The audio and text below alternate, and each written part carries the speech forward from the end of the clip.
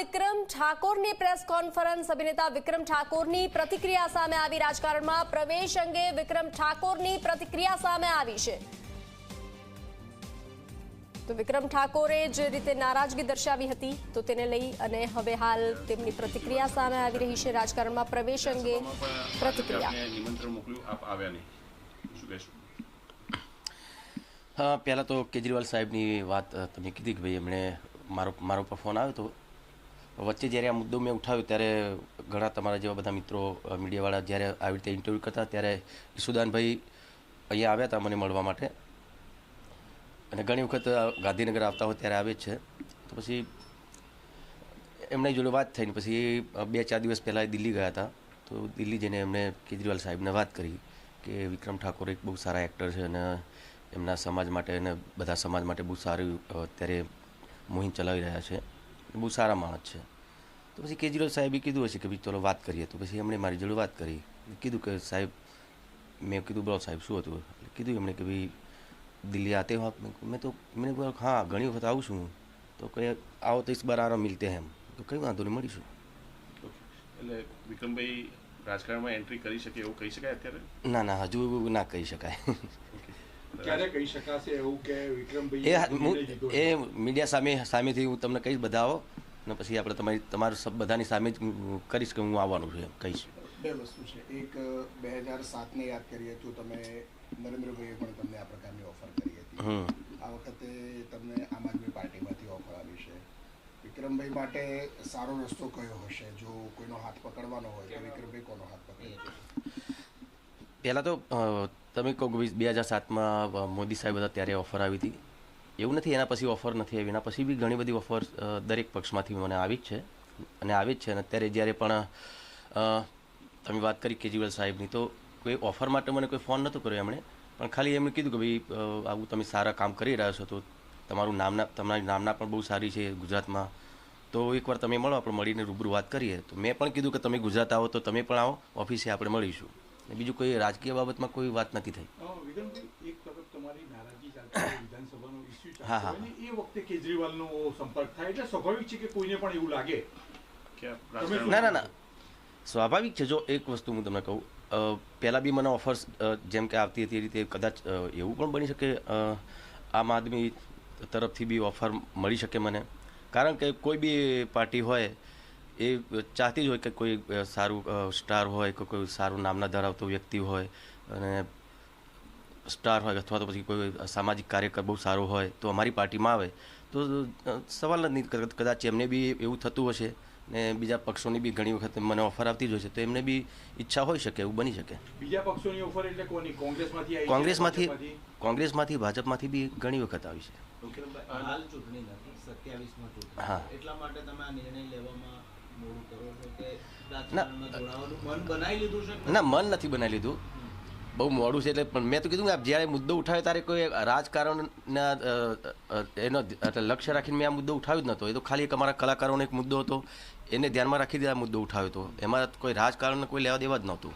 તમે જે મુદ્દો ઉપાડ્યો એનું નિરાકરણ છેલ્લે શું કારણ કે હવે વિધાનસભા પૂરી થઈ નિરાકરણ થઈ ગયું ને મારા ખ્યાલથી જો કદાચ હું બે વખત 2 દિવસ મને બોલાવ્યો તો ખરો ઇન્વિટેશન આપ્યું હતું હિતુભાઈએ મેસેજ કર્યો હતો મને મારો ફોન બંધ હતો પણ મેં ઓફર મેં સ્વીકારી બી લીધી મને એનો અને ધન્યવાદ કરું છું ગુજરાત સરકારનો ભાજપ સરકારનો કે મને પણ બોલાવ્યો પણ એ સિચ્યુએશન એ વખત એવી હતી કે કદાચ હું જાત ને ત્યાં વિધાનસભામાં તો લોકો એવો મેસેજ લોકો જાય કે ભાઈ વિક્રમ ઠાકોરને એનું સન્માન કરાવું હતું એટલા માટે આ બધું મુદ્દો ઉઠાવ્યો હતો એટલે મેં એવું વિચાર્યું કે મારે જવાની કોઈ જરૂર નથી પણ સરકારે દરેક કલાકારોને બોલાવ્યા દરેક ક્ષેત્રના કલાકારોને બોલાવે અને એમનું બધાનું સન્માન કર્યું એટલે મારું સન્માન બરાબર જ છે એટલે એનાથી કોઈ હું સન્માનથી દૂર છું ભાજપથી દૂર નથી. સન્માનથી દૂર છું કે જે પ્રકારના કલાકારો બોલાવે કારણ કે તમે જે દિવસે તમને મુદ્દો ઉપાડ્યો ત્યારે એવું કીધેલું કે ઠાકોર સમાજના કલાકારોને કેમ તો અત્યારે જે કલાકારો આવે એમાં ઠાકોર સમાજના કેટલા એ મને આઈડિયા નથી કેટલા કલાકારો આવ્યા છે કેમ કે ઘણા બધા મારા ખ્યાલથી 300ની ઉપર કલાકારો હતા એટલી મને ખબર છે ઠાકોર સમાજના કેટલા હતા એ મેં ધ્યાન નથી આપ્યું. આગળ હવે ક્યાં સુધી રણનીતિ નક્કી કરવાનું અથવા દિલ્હી જવાનું અથવા મળવાનું થાય કેજરીવાલ ને કેજરીવાલ સાહેબને મળવાનું થાય તો મળીશ એમને બી મળીશ હું તો રાહુલ ગાંધી સાહેબને પણ મળવાનું થાય તો મોદી સાહેબને બી મળીશ, એમને તો પહેલાં બી મળી ચૂક્યો છું, અને અમિત સાહેબને મળવાનું તો એમને પણ મળીશ, આપણા સીએમ સાહેબને મળવાનું તો એમને પણ મળીશ, બધાને મળીશ. એટલે આમ એવું કહી શકાય ભાજપ સાથે નારાજગી એવું કંઈ ના ના ના ના, નારાજગી મારી દૂર થઈ ગઈ ને. બધા કલાકારોને બોલાવી લીધા, એ ખરેખર મારી એક નાની વાત હતી, અને સરકારી માનીને બધા કલાકારોને બોલાવી મારા માટે ગૌરવની વાત છે, ને એ જ મારું સન્માન છે. મનથી પહેલાની જેમ ભાજપ સાથે હવે પાછા તમે જોડાયેલા છો કે હું દરેક પક્ષ સાથે જોડાયેલો, ભાજપ સાથે તો ઠીક છે, બધા જ પક્ષ સાથે જોડાયેલો છું હંમેશા, ને બધા જ પક્ષના બધા નેતાઓ બહુ સારા સંબંધ છે એમની જોડે મારે. તમે કોઈ રાજકીય વાર્તા ઉપર કોઈ પિક્ચર બનાવો છો એવું કંઈ ખરું? ના, એવું કંઈ વિચાર્યું નથી, પણ હવે લાગી રહ્યું છે ખરું બનાવવું જોઈએ.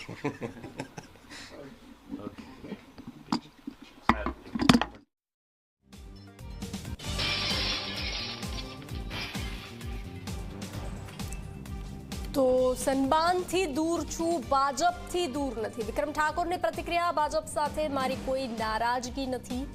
પ્રેસ કોન્ફરન્સથી વિક્રમ ઠાકોરે પોતાની પ્રતિક્રિયા આપી. બધા કલાકારોને વિધાનસભામાં બોલાવ્યા, એ જ મારું સન્માન છે. કેજરીવાલે શુભેચ્છાનો ફોન કર્યા હોવાની વાત કહી. મોદી સાહેબ હતા ત્યારે પણ મને ઓફર આવી હોવાની વાત વિક્રમ ઠાકોરે કહી. તો કેજરીવાલે મને ઓફર માટે ફોન નહોતો કર્યો. શુભેચ્છા વાતચીત માટે, શુભેચ્છા મુલાકાત માટે કેજરીવાલે મને ફોન કર્યા હોવાનું વિક્રમ ઠાકોરે જણાવ્યું. રાજકારણમાં પ્રવેશ અંગે કેજરીવાલ સાથે વાત ન થઈ હોવાની વિક્રમ ઠાકોરે પ્રતિક્રિયા આપી. સન્માનથી દૂર છું, ભાજપથી દૂર નથી તેવું કહેવું વિક્રમ ઠાકોરનું છે. ભાજપ સાથે મારી કોઈ નારાજગી નથી તેઓએ કહ્યું.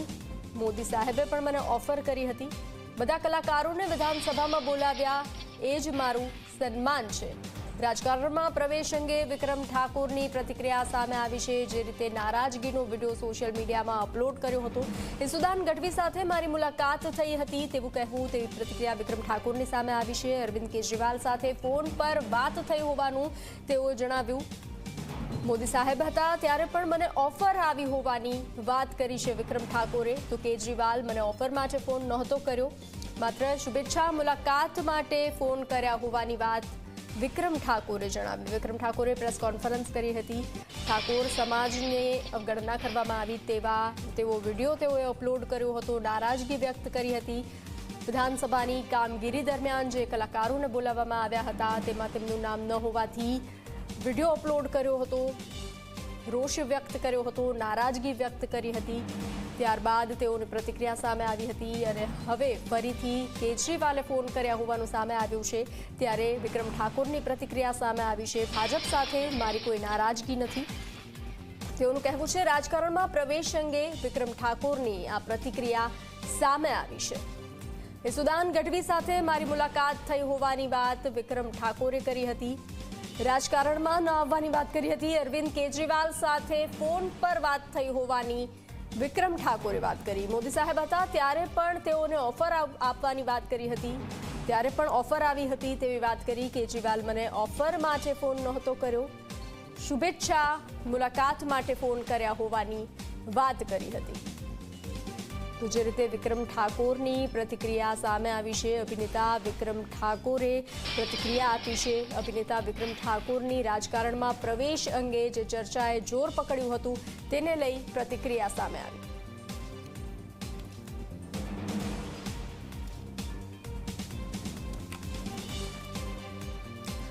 તો વધુ વિગતો સાથે સંવાદદાતા હિતલ જોડાઈ ચૂક્યા છે. હિતલ, શું લાગી રહ્યું છે જે આ પ્રતિક્રિયા સામે આવી છે? એક તરફ કેજરીવાલનો ફોન, એક તરફ નારાજગી, તો શું વિક્રમ ઠાકોર રાજકારણમાં પ્રવેશી શકે છે? શું લાગે છે?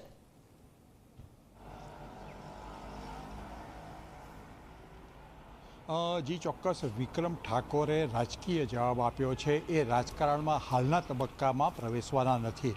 ચોક્કસ તેઓએ સ્વીકાર કર્યો છે કે અરવિંદ કેજરીવાલ તેઓનો સંપર્ક કર્યો હતો. ઈસુદાન ગઢવી ગુજરાત પ્રદેશ આપના જે પ્રમુખ છે તેમના દ્વારા સંપર્ક થયો હતો. ઈસુદાન ગઢવી દિલ્હી ગયા હતા ત્યારે અરવિંદ કેજરીવાલ જોડે 3 થી 4 દિવસ પહેલાં વાત કરાવી હતી. એ વાતનો પણ તેઓએ સ્વીકાર કર્યો છે. પણ તેઓએ એવું પણ કીધું છે કે તેઓનો અનેક રાજકીય પક્ષોએ સંપર્ક કર્યો છે. સ્વાભાવિક છે કે તેમની જે કામગીરી છે એ કામગીરીને ધ્યાનમાં રાખીને રાજકીય પક્ષો તેમનો સંપર્ક કરતા હોય છે. પણ હાલના તબક્કે તેઓએ કોઈ નિર્ણય નથી લીધો.